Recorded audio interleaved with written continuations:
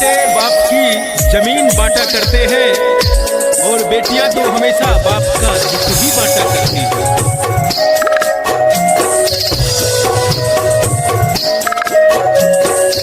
Music by Akshay Singh.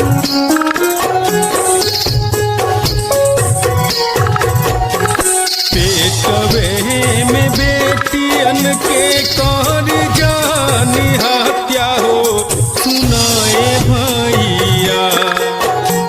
पेटवे में बेटियन के कर जानी हत्या हो सुनाए भैया।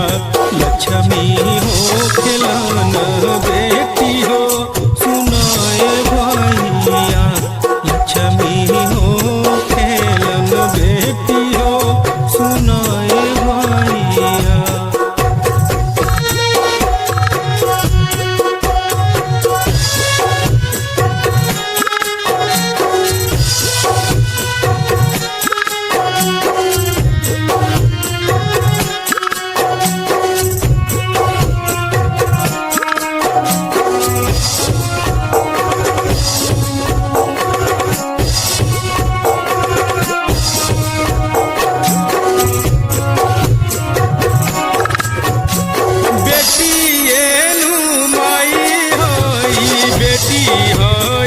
सबके बहिनिया